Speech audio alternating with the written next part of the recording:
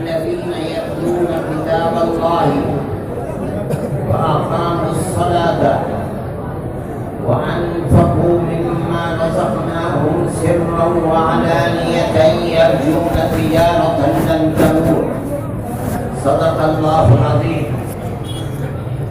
میں نے ایک آیت پڑھی ہے، اس میں اللہ تعالیٰ فرماتا ہے کہ جو لوگ اللہ کی کتاب کی، قرآن کی تلاوت کرتے ہیں، دوسری چیز اور صحیح طریقے پر نمازیں پڑھتے ہیں، تیسری چیز اور جو اللہ نے ان کو رزق اور مال عطا فرمایا ہے، اس مال کو اللہ کی رضا کے لیے خرچ کرتے ہیں۔ تین آدمی، سب سے پہلے جو لوگ اللہ کی کتاب یعنی قرآن کی تلاوت کرتے ہیں، پڑھتے ہیں۔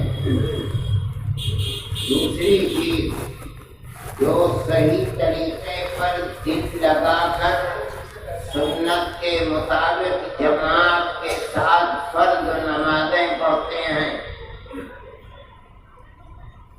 تیسری چیز اللہ نے جو دولت دی ہے، جس کو اپنی ماں کے پیٹ سے لے کر نہیں آیا تھا،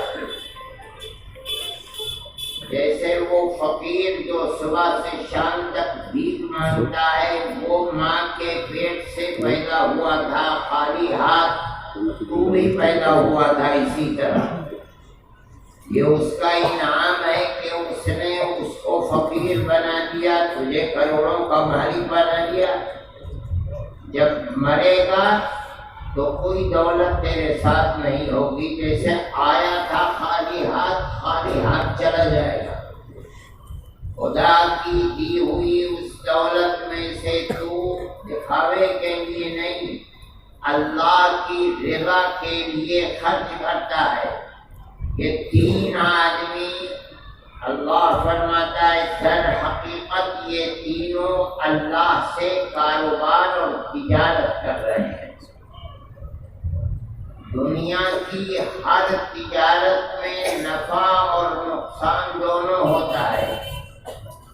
ہم دیکھتے ہیں جس کا باپ بھیک مانگتا تھا، اولاد کروڑوں کی مالک ہے، اور جس کا باپ کروڑوں کا مالک تھا، ہم نے آنکھ سے اس کی اولاد کو بھیک مانگتے ہوئے بھی دیکھا ہے۔ یہ دنیا کا کاروبار ہے، لیکن اللہ قرآن میں فرماتا ہے تجارتاً لن تبور، ایسی تجارت یہ تینوں آدمی اللہ سے کر رہے ہیں جس میں ہرگز نقصان نہیں ہے۔ یہ اللہ کی کتاب ہے، وہ جو سب سے پہلے نمبر پر اس آیت میں آئی ہے۔ یہ مجلس بچوں نے جنہوں نے قرآن کو ختم کیا ہے، حفظ کیا ہے، انہی لوگوں کی مجلس ہے جس میں آپ حضرات کو بلایا گیا ہے۔ اگلی آیت میں فرماتے ہیں ثم اورثنا الكتاب الذين اصطفينا من عبادنا، پھر ہم نے کتاب یعنی قرآن کا حقدار اور وارث، اللہ فرماتا ہے ہم نے ان لوگوں کو اس کا وارث بنایا جن کو ہم نے اپنے بندوں میں سے چن لیا ہے اپنی رحمت کے لیے۔ کتنے بندوں میں سے؟ اربوں کھربوں بندوں کے اندر سے کچھ بندوں کو چنا ہے۔ وہ چنے ہوئے چنندہ بندے کا کون ہیں؟ فرماتے ہیں وہ ہیں جو اس کتاب کے حقدار ہیں، جن کے سینوں کے اندر کتاب ہے، جو اس کتاب کی تلاوت کرتے ہیں، راتوں کو اٹھتے ہیں۔ اللہ کا نبی خود اٹھ کر پڑھتا تھا، اتنا پڑھتا تھا کہ پیروں پر ورم ہو جایا کرتا تھا۔ یہ اس کتاب کی عظمت ہے جس کو اللہ اپنی کتاب کے اندر بیان فرما رہے ہیں۔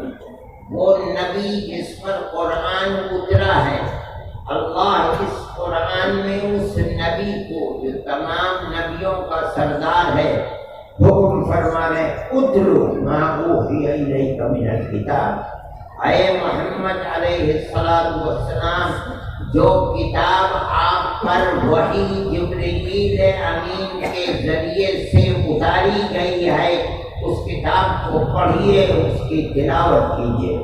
رسول اللہ تلاوت فرماتا ہے۔ یہ اس کتاب کی عظمت ہے۔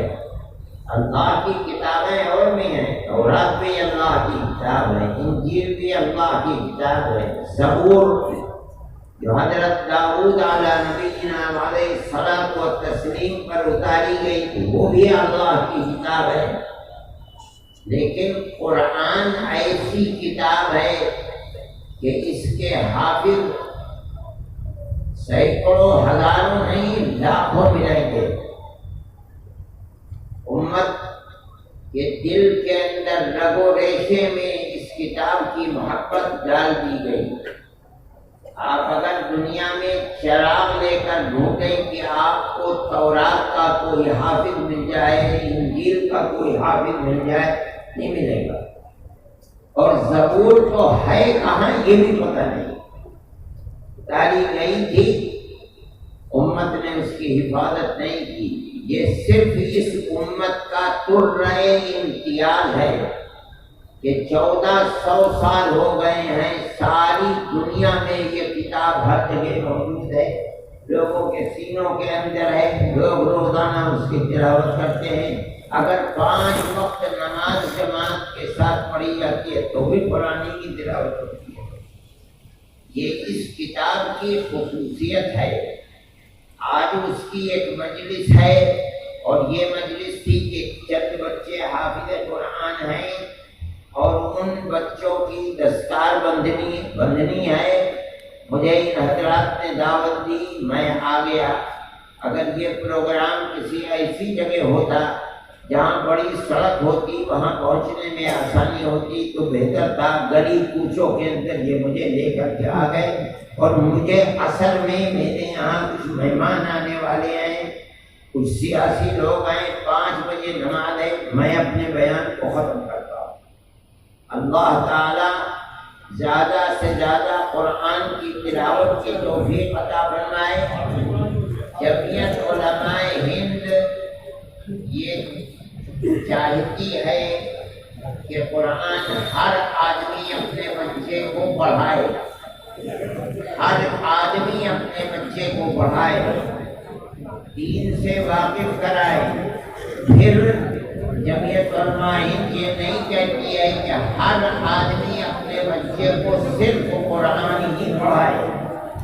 امت کو جس طرح مفتی اور مولوی کی ضرورت ہے، امت کو اسی طرح ڈاکٹر کی بھی ضرورت ہے، انجینئر کی بھی ضرورت ہے، پروفیسر کی بھی ضرورت ہے، بہتر سے بہتر وکیل کی بھی ضرورت ہے۔ بھائی بیٹھ جاؤ نا، کیا مصیبت ہے، لاٹھی کی طرح کھڑے ہو گئے۔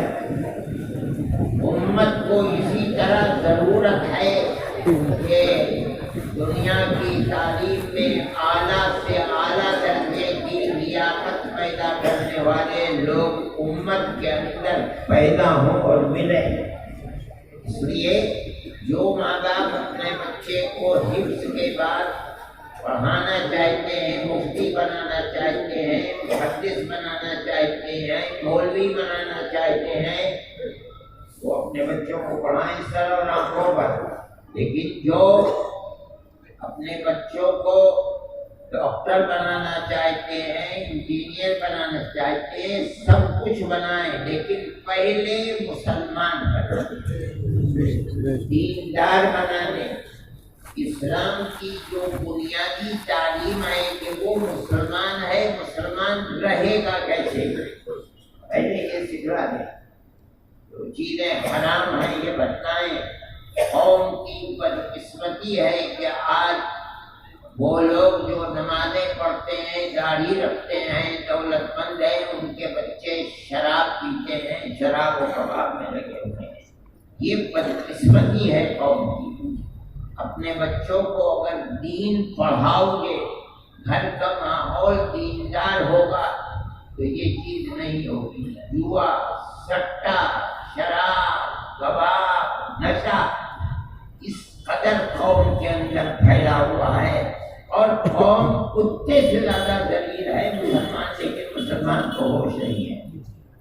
میرے بھائی، اپنے گھروں کے ماحول کو اچھا کرو۔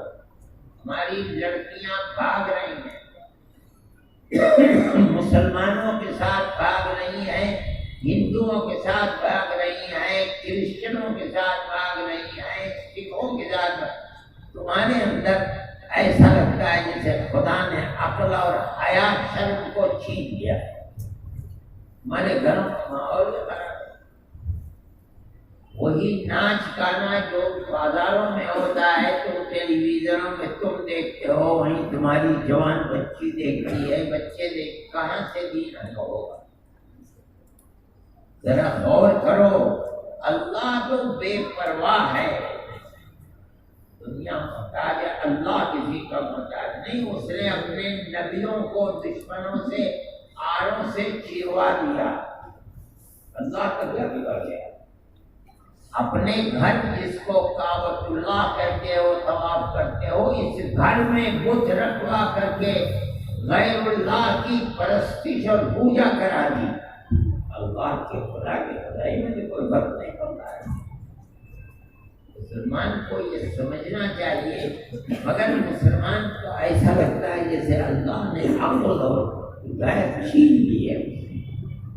لوگ کہتے ہیں کہ شرابوں کی دکان کے اوپر اگر دیکھو تو آبادی ہندوؤں کی بہت زیادہ ہے، لیکن شراب کی دکان پر مسلمان کم نہیں ہوتے ہیں۔ دیکھو اس کو، اسی شہر میں جانتا ہوں، دیندار لوگ، بڑی بڑی داڑیاں لوگ آپ مجھ سے کہتے ہیں کہ بچے شراب پیتے ہیں۔ اس کو سوچو، ہر آدمی غور کرے، اپنی محلوں کے اندر ایسی کمیٹیاں بناؤ، ہر گھر جائیں اور دیکھیں کون بچہ کیسا ہے، اس کے ہاتھ کو پکڑیں، اس کے ہدایت کا سامان کریں، برائیوں سے بچاؤ، تو خدا کی رحمت توجہ ہوگی۔ نہیں تو ذلت و رسوائی ہوگی۔ اللہ کو کوئی پرواہ، ہم سب سے پہلے تک اس کے محتاج ہیں، وہ کسی کا محتاج نہیں۔ اللہ اپنے فضل و کرم سے نوازے اور قوم کو ہدایت عطا فرمائے، ہدایت